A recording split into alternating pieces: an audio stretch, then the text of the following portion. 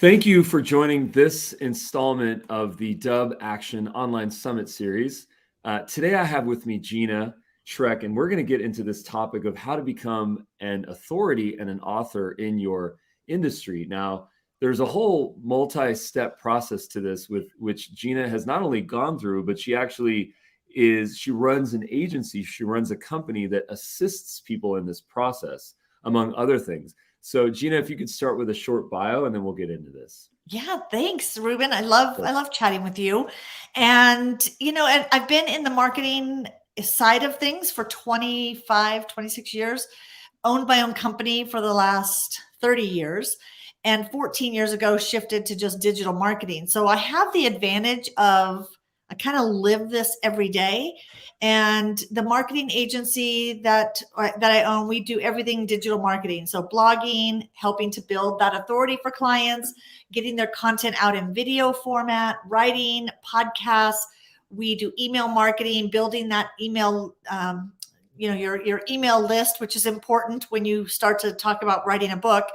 And so we're building audiences, doing community management. We also have a division now that's SEO and website. So that's fairly new, merged with Link Moser of Windhill Designs. And now he's coming on as Social Connect. So yeah, we kind of do all of that. And so I've written several books, self-published several books, done the whole process, taken clients through that have gone through big house publishers.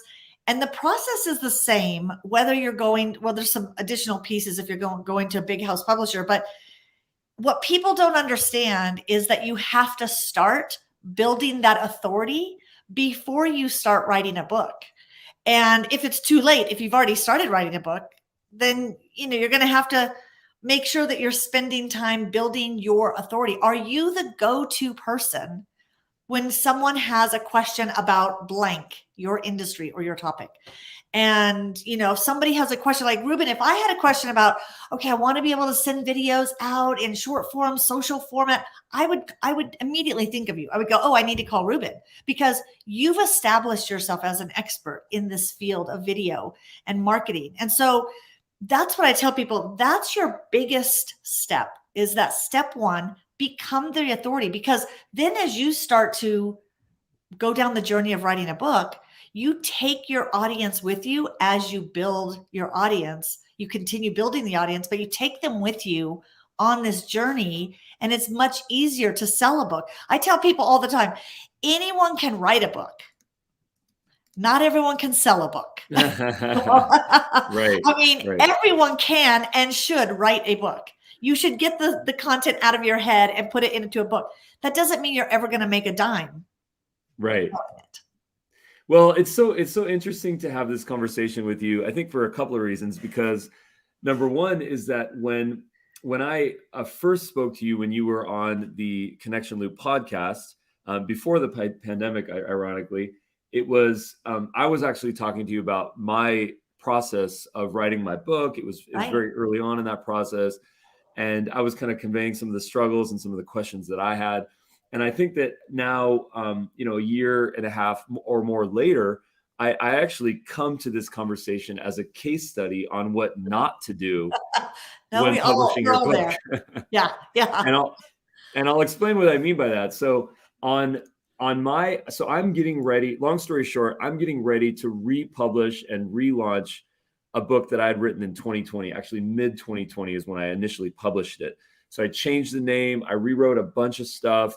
I just got myself to a point where I was much more confident with it. I had it available in digital format, in Kindle format, but I did not have it available in the print format. And I think that, for digital junkies like myself, I think that there's sometimes this fear of, once you print something out, you can't go back and change it, which is actually not the case, because you can upload new versions on Amazon now. It's so easy now. Right. Yeah. But there's certain lack of confidence or fear or uncertainty, ignorance, fear, uncertainty, doubt, FUD, where that sort of prevents people from doing that. But I think really the most honest thing I can say is that my story in there wasn't complete. So I'm really glad that I at least had version 1.0, because that's better than version 0.0. Exactly. Right? That's the thing. You can't get great until you get started. Exactly. And one thing that's interesting about the tech world is, so the good and bad, it's so hard to write a technical book because it changes the week after you Right.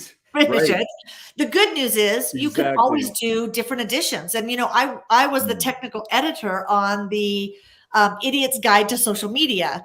And it was so challenging because there was a team of us working on this book. And the second we would write content and go and test, okay, is this really how it works? And this is the layout.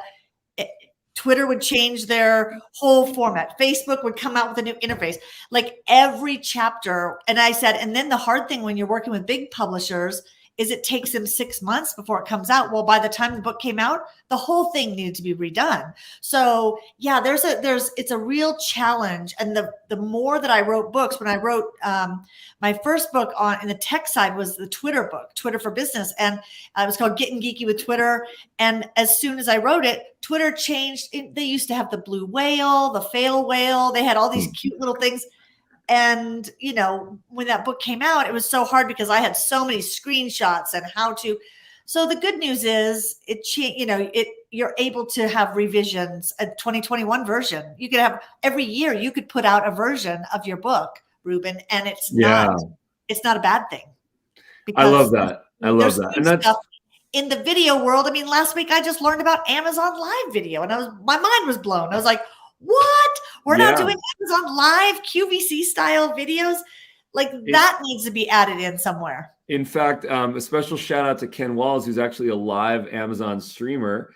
Oh, yeah. So he actually, at some point, him and I, maybe we'll go on Amazon to talk about I'm telling this you, book. what a dangerous format. I got on there. I ended up having like 30 things in my cart in 30 minutes because I was sold on everything the person was showing me. I was like, what a brilliant strategy. That's tremendous. Yeah. I love it.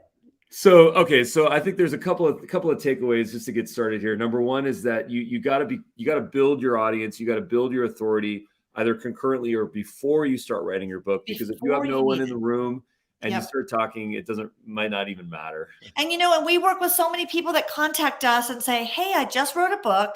It's coming out in a month and I need your help marketing it. I'm like, oh, wow, we are a year behind. Right. In marketing. Right. Because like you just said, it's like going out into the world that's empty. It's deserted. There's nobody there. And you're saying, buy my book. There's nobody there to buy it. You have not built the authority first. So the further ahead you can build that authority, speaking at conferences, being on podcasts about your topic, writing blog posts about your topic, getting out there regularly, creating that authority will help you as you write the book. And then as you're writing, share pictures of you at your computer saying, rough day, or show a bunch of paper around you saying all these drafts, something, sharing the journey of writing, showing you in a coffee shop writing and saying, I love getting out and being with different audiences as I'm writing my book. Now what you're doing is you're telling your audience, hey, I'm writing a book. You're going to want to have this book soon. Come along the journey with me. And I might even during this journey poll my audience, asking for their input and telling them their input's going to be in the book, because now, of course, people are going to want to buy it. So the more you can get people in the journey with you of writing as you market that book way ahead of finishing it, you're going to be ahead of the game. Lovely. Now, you mentioned there was a step 3, which is do your proposals or hire out. Could you take us through that? So if you are looking to attract a big name publisher, you're going to have to do some work. You're going to have to start doing book proposals. That usually comes after you've done your outline and you know what your book's about. You've got that idea and you're going to pitch to big name, big house publishing houses. This is hard because right now it's so hard to get a book picked up by a big house publisher unless you're a celebrity. And, I always say your goals in the very beginning is your goal to make money or make an impact, because very few people, again, unless you're a celebrity author, very few people are going to get rich or get to have that as their job to be an author. You're writing a book typically to build authority. So it goes back to that authority piece. When you're, if you're going to speak at a conference and you have a book, there's credibility. So the proposal writing comes in if you're trying to get in front of the big publishing houses. And that is a process. And I always recommend, unless you have a lot of time, to hire someone, an agent that can help you in that process. You're hiring an agent, or you're hiring a marketing agency that works with authors to help get that proposal tight, that it's really succinct. You're going to send it out. You're going to get feedback. You're going to have to rewrite it. You're going to have to send it to, lots and lots of different places to get it picked up. So that is a big step in the process. And again, if you start marketing now, typically in this proposal process, they already want to know, how big is your email list? How many followers do you have on Twitter, Instagram, Facebook? They want to know total numbers. We just got one of our clients. She got her book published, and they wanted to know numbers. They didn't care about how much is your engagement, it bothers me, because from the social media marketing side, I know there are tons of authors out there who buy an audience of fake followers just so they can pad their numbers, which that ends up hurting you later when you're trying to run ads to sell your book, because you have all these fake followers that now the algorithm is going to market your book to other spam bots. So, resist the urge to buy followers and do the work ahead of time if you have that luxury of time. But they wanted to know numbers. They wanted to see exactly like how many email subscribers you have, and how often do you reach out to them? Are you taking them along the journey with you? So those things are really important. You can't go in there and say, I want to pitch to a big publishing house and I have 100 followers on Instagram. They don't care. Like, you're a nobody. You're not going to, because what they want to know is, are you going to help sell the book? Right. Because publishers do very little to sell your book. Okay. So let's unpack that a little bit. So there's this misnomer where someone says, I want to hire a publisher so that the publisher can help me market the book. Well, you can't hire a publisher. And if you get picked up by a publisher, they're still not going to market your book. Correct. They're going to be your distribution channel, yes. But they'll be your distribution channel in very few spaces, unless you have a big audience. And if you can show early sales, pre-sales, okay, they'll get in a couple more places. They're not going to risk. They are not going to catalyze the initial effort. They are going to put fuel on an existing fire. You are partnering, even with a publishing house, you are partnering with them to market that book. And there are now hybrid publishers who will do self-publishing, but they'll also be a distribution in for you. And those are a good route for a lot of smaller authors that are just starting, and they'll go with a self-published model that they will help. Again, this whole thing, I always say, it's not rocket science, but it's time consuming. And so it does take time. If you wanted to do it all by yourself, you would be doing this full time. You would be, every day contacting different bookstores. I can remember the first book that I wrote, I did reverse shoplifting. I went into bookstores and I put my book on the shelves so that when people would go up to the counter to buy it, they would scan the barcode and they would say, that's weird, it's not in our system. And then they would put it in the system so that it could be ordered. So, nice. So Very there's, cool. you could try things like that. It didn't make me a bestseller on that one. So it's not a huge strategy, but you've got to somehow get distribution for your books.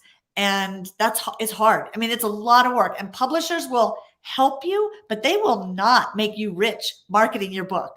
You better still be prepared to do all the work. You've got to market yourself. It's a whole other business you're starting. Totally. It is another business. Now, here you mentioned something really interesting in the beginning, which I really connected to, because I'm the same way, that when you were experiencing live video, in this case on Amazon, you ended up putting a bunch of stuff in your cart. And I presume you ended up buying some stuff, right? And yes. I think the takeaway from that is that video helps sell, but live conversational video with a guide, with a host, that really helps sell. And that's exactly why infomercials exist and all the rest.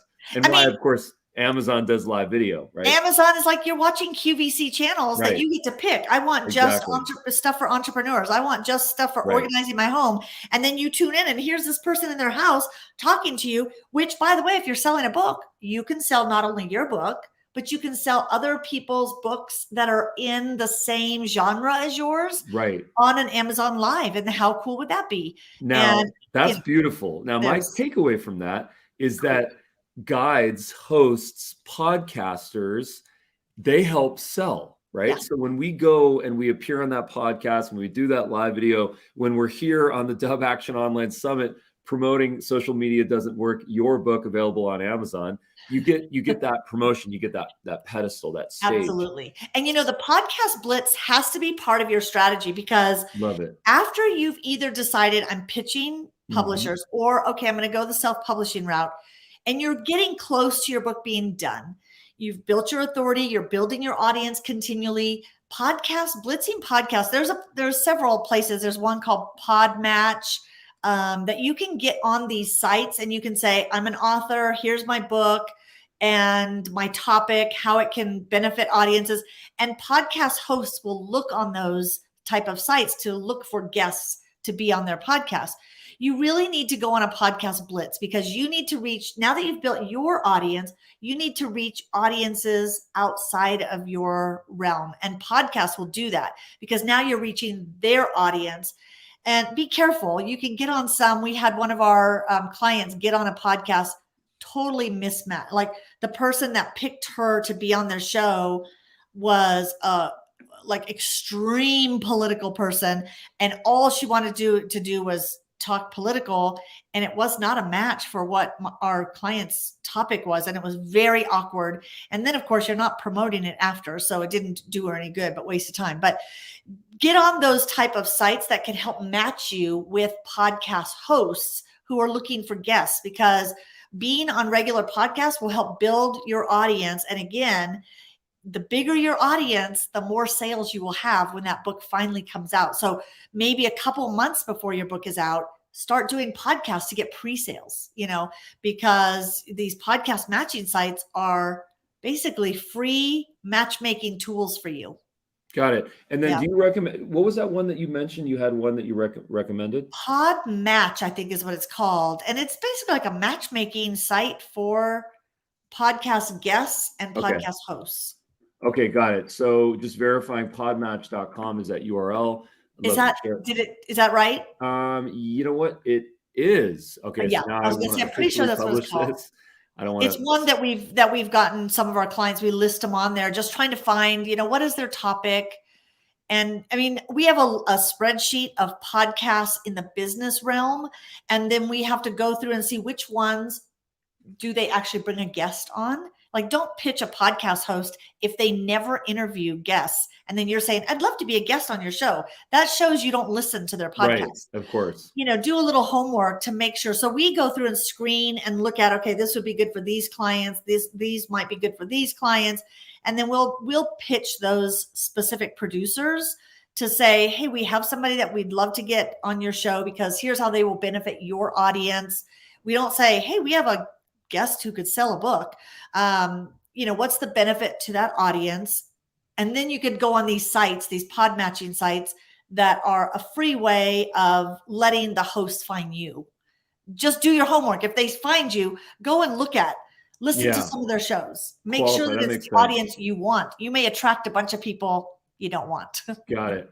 Let's talk about pre-launch. Yeah. And during your pre-launch, now this is when your book is being printed. Your book is being, I was excited because on the Social Media Doesn't Work Unless You Do, it was the first book I decided to do the audio. I wanted to get it on Audible. And I was like, okay, I'm going to go through the steps to get it recorded. It was a lot more work than I thought. So during all of these steps where you're getting the book ready to sell, this is when you want to start doing a whole pre-launch strategy. And in the marketing side of things, this is where probably most of your work comes in, because you're trying to get a group of people together who will be your launch party team.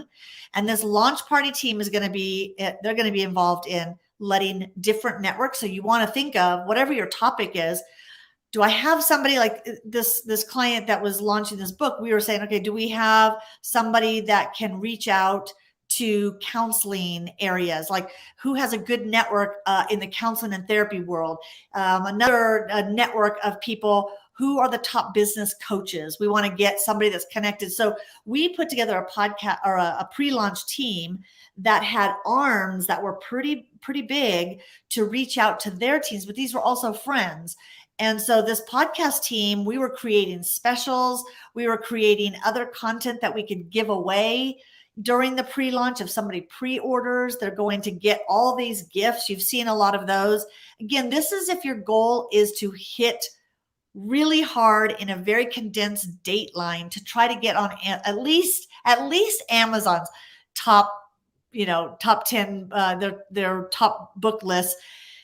Nowadays, people don't put as much behind that as for credibility's sake, because you're gaming the system. You're saying, I'm going to try to get, hundreds of people to buy this book or pre-order this book on this date. And if it's within this 24-hour window, you are ranked that day as top 10 book sales for whatever category. It could be Christian women's authors. It could be business. If you're on the top 10 for the business book list, that's a big deal. But, there's so many categories, and the more you can slice into subcategories, you can get on the top lists for that subcategory. And then your marketing says, top 10, top book sales, bestseller list for Amazon. And you don't have to say the subcategory. So, let's unpack that a little bit. So, we're marketers. We want to put our best foot forward. We want to have accolades and rewards. So I think a common strategy we all know is a lot of authors try to figure out a way to become a top selling author, a best-selling author. Best-selling authors. Right. Yeah. And I think that, the way to do that, it seems like, is to get the maximum number of sales in a specific niche category on Amazon or some other site at a certain point, so that you just sort of spike to the top, and then you get that placement, that spot for a very the finite algorithm amount then of time. shows your book to more as recommended. Right. So it does help your sales. Yes. It goes back to that original goal. Is your goal to make money or make an impact? Right. If your goal is to make money, you need to do these things because you have to get the most sales possible, because 2 weeks later, 3 weeks later, 6 months later, it's trickling in, So if you're there to make an impact, well, then this is the beginning of your marketing journey, and you're going to continue doing things to get this book in front of people after you launch the book. Okay. So the takeaways here are that when you do your launch, it makes sense to schedule the purchases to get people to be motivated to purchase the book within a 24 or call it 12-hour period. Right. So that you get to the top of a niche or specific category, and then you also end up on the recommended list for that category. Correct. So those are some additional benefits. Which, okay, great. To get recommendations, even before your book comes out, you want to send what they call galley copies, like just draft copies, to book clubs. Think of all the book clubs out there. And you can go to a site called Goodreads, and Goodreads, there's a lot of book clubs that go to Goodreads, and they see what are the latest books coming out in different genres that they're interested in. And you can offer your Goodreads audience, I'd love to give you copies of my book and have you give me an honest review. So you can't pay them to review your book, but you can give them copies of the draft version, and they read it and go and recommend your book. And if you can get early recommendations of your book on Amazon, then bingo, because recommendations do a big, help your book as well. It helps the algorithm. It helps. So Goodreads is a really interesting site. If you're just a book lover, you can go to Goodreads to see reviews, and people talk about books, and they'll post reviews in here as well. But you're asking for reviews specifically on Amazon, because that'll help. Again, if your goal is sales, these are things. Whose goal isn't sales when you're writing a book? But, there are some people who just write a book because they wanted to get their story out there. Makes sense. Okay. So now let's get into the launch party. That sounds like a lot of fun. What does that look like? We've done really fun live launch parties where the client invites, this is where you invite your friends, your clients, you invite people. They're selling books there. We've been to some where they do, book signing there. There are some where they do, but what they're doing is they're asking people to help them now to talk about their books. And we would love everybody here to, take this copy home and read it, and make sure that you give us a review on Amazon. That would really help us. but you're really doing your big marketing push. We've done them where we do live and simultaneously do a virtual. So every hour or every 30 minutes, you're giving away copies of the book. People answer trivia about the book. So this is where you have your social media team. They're on there live, chatting with people. We streamed live to the party. So we did a Facebook Live, and then in the live chat, we're asking questions about the author, asking questions about her topic. When people answer it, the more you engage, the more your chances are to win a book, and you could have other prizes, but this is where you're making a big deal, and doing it live is just so fun because that live stays on your social site so people can see it after, but it lets your audience know, okay, the book is now available. For those who are waiting, they can now, get the book, and maybe you're still doing some promotions. This is when you see things like on the Audible version, not the Audible version, the Kindle version is 99 cents for this period of time during my launch. So you can do a lot of fun things during a live launch, but make it a big celebration and involve as many people as possible, live and virtual, in person and virtual, because those now will become your army of marketers going in directions as well. You're always building that network. Love it. You mentioned an audio version of the book. Could you just take a moment to unpack that? And you were saying that it was a little bit more challenging than you expected. It's hard to read your own book. It's hard to read, especially if you're a speaker that just talks extemporaneously about topics. You've got to read your book. And so it was really hard to read and yet make sure that it didn't sound boring. But you can apply to get your book on Audible, and they have a very, very strict format you have to follow. My oldest son happens to be a digital engineer, and he does all of these things because your chapters have to be individual files, and each file has to be, the audio has to all match up as far as, you couldn't have some loud, some soft, some. Got it. The quality has to be a certain, so they have people who will go through and run your first chapter through a test. And if it passes, if it doesn't, you have to redo it. I mean, it's really extensive, but it was kind of fun to do because just to have it as an audio file, I was like, I always think of things as legacies. So I'm like, we need to get our knowledge out of our head to leave behind for other people, whether it's one person or, a million people. We're knowledge hoarders. We have all this information. And I connect to that as a parent, as a leader, as a human being. Yeah. So to me, as a parent, you kind of look at it and go, when I'm long gone, will my grandchildren go, this is really cool to listen to, this audio file of my great grandmother when she created this book. And it makes me want to go back and do the work for the other books that I wrote in the past, because do you hear the dogs? Yeah. And I was going to say, when you recorded your book, who took care of the dogs that delivery. day? Which you cannot record your book if you live in a house with dogs. Right.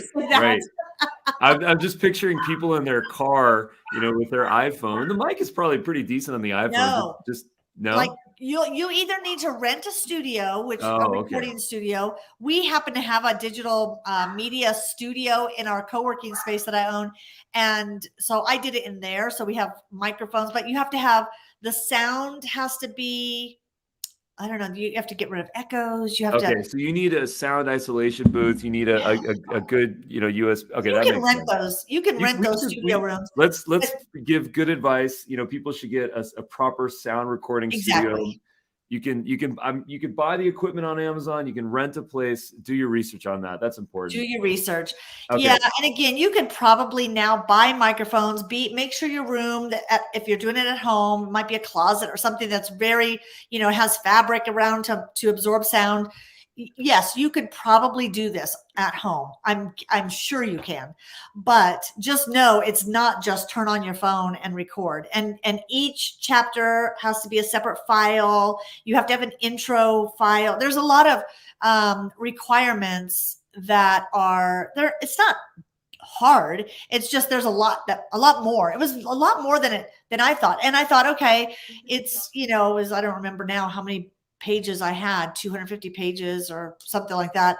And I thought, it should take, a few hours to read. it was like 11 hours of recording. And then so I'm just I don't know if you can hear this, but I'm just going to press play on this audio sample here. Darwinism. It's when technology is advancing faster than people can keep up. So that sounds really good. That sounds really nice. That's interesting. And listening to it, I'm like, kind of sounds tinny, but yeah. Well, so, maybe it's going through my speakers into the mic, but it sounds good for me. Oh, that could be. Yeah. I mean, it wasn't like I was I was just in our media studio sitting with I think I had a Shure microphone, or maybe I used my Yeti microphone. It wasn't like I did anything extraordinary other than I use for podcasting. And so, yeah, I think it was a cool experience. And if you've done the work writing the book, I love when I hear the author reading the book, unless you have a really boring vocal tone. And there are people, they're just not made for radio and videos. They love writing and their voice sounds super monotone and they're very scripted when they read anything, even if it is their own words. And I like, you should not be your own narrator. That makes sense. But most of the time people like listening to the author read the book. I want to get the guy that read Harry Potter to be the reader of my book. He's the best. My kid says to me, he says, "I'll finish the whole Harry Potter book if you put on the Audible version while I'm reading it." That's brilliant. That's brilliant. Yeah, so hopefully that's not a crutch, but I don't think so. Reads fast. Yeah, I mean, I listen to audio. I only listen to audiobooks now, and I turn it on faster speed. Oh yeah. So you can adjust the speed. And so if I meet the person in person, I'm like, oh, wow, you talk to me. Did you have too much cough syrup or what's going on today? I know. It's like, wow, I'm used to you at 1.7. Right. So it's funny. A little hard listening to you in person. But so where can we purchase your book? Tell us a little bit about this. It sounds like you've got Audible. It sounds like you've got Kindle Paperback. Yeah. Super cool to see all this. Yeah, I mean, I did it in it's on Amazon for sale. It's in other bookstores like Barnes and Noble online, I think now. I mean, it's been a couple years since that one came out. See, that one needs to be it needs to be updated. I need the 2022 edition. Yeah, it's on Audible, it's on Amazon. I may have to now do an Amazon live video and get approved. That's an approval process too. You have to go through, but then you can use StreamYard to broadcast to Amazon Live, Facebook, LinkedIn, YouTube. You could go, simultaneously across all your platforms. There it is. Really cool. Tremendous. Yeah. Well, Gina, this was awesome. I recommend that people connect with you on social channels, on LinkedIn, to definitely check out your website, Social Connects. That's socialknx.com. Not to be confused with KNX Talk Radio. That's a SoCal thing. I know somebody asked me what the deep meaning or what KNX stood for. And I was like, it stands for getting to the digital world too late because Social Connects domain was already taken. Okay, cool. Connects. Well, I like it. Yeah, it sticks with me. But tremendous. So I recommend that people check this out. In fact, I'm going to put this in the comments right here. And Gina, once again, it's always a pleasure to chat with you. Thank you so much for being on this episode of the Dubb Action Online Summit, talking about how to become an authority and an author in your industry. So thanks. And I can't wait to read your 2022 version, Ruben. Well, one of the things that, to be very honest, one of the things that I realized in this conversation is that there's a lot of technical things. It's a small aspect of the book, but there is a chapter on the technical aspects of sharing video on various channels. And one of the concerns that I have is that if I keep the technical information in there, then it's going to require me to continue to have to update it. Right. I keep thinking the same thing. How can you be more general with your information when you're in the technical field? But then what people are really looking for is, I want the how-to on every single aspect of this. And it's really hard. So. Yeah. So unfortunately, enough of this text is actually non-technical. Yeah. And it's more inspirational, motivational, kind of self-help and whatnot. So I have a couple more rounds of editing that I'm going to do, and I'm going to take that into account. Awesome. Thank you so much, Gina. Appreciate you. Thank you. I appreciate you, Ruben, and happy holidays. Happy holidays. Bye-bye now. Bye.